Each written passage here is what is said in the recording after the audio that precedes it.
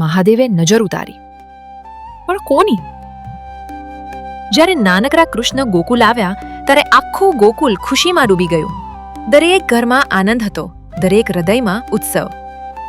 એક દિવસ ગોકુલમાં એક અજાણ્યા સાધુ આવ્યા. જટાઓ ફેલાયેલી, દેહ પર ભસ્મ અને ચહેરા પર અદ્ભુત શાંતિ. સાધુ ગોકુલવાસીઓને બોલ્યા, હું યશોદા માતાના લાલાનું ભવિષ્ય કહેવા આવ્યો છું. આ બાળક સામાન્ય નથી. આ વાત ધીમે ધીમે યશોદા માતા સુધી પહોંચી. યશોદા માતાનો સ્પષ્ટ ઇનકાર.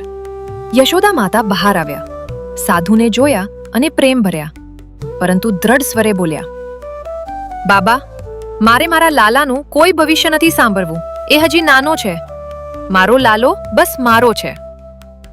સાધુ સ્મિત કર્યા અને શાંતિથી બોલ્યા, યશોદા, જ્યાં સુધી તું જાતે નહીં બોલાવેશ, હું આ ઘરમાં પ્રવેશ નહીં કરું. એટલું કહીને સાધુ ઘર બહાર બેસી રહ્યા. લાલુ કેમ કરવા લાગ્યો? થોડો સમય પસાર થયો, પણ અચાનક ઘરમાં લાલુ જોર જોરથી રડવા લાગ્યો. ચહેરો લાલ થઈ ગયો, આંસુ થંભતા જ નહોતા. યશોદા માતા ગભરાઈ ગયા. મારા લાલાને શું થઈ ગયું? ઘણી કોશિશ કરી, ગોદમાં લીધો, પણ રડવું બંધ ન થયું. ત્યારે યશોદા માતાને લાગ્યું, બહાર બેઠેલા સાધુમાં કોઈ દિવ્ય વાત છે.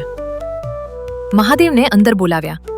યશોદા માતા બહાર આવ્યા અને બોલ્યા, જો તમે મારા લાલાના સાચા હિતેચ્છુ હો તો અંદર આવો અને તેના પરની નજર ઉતારો.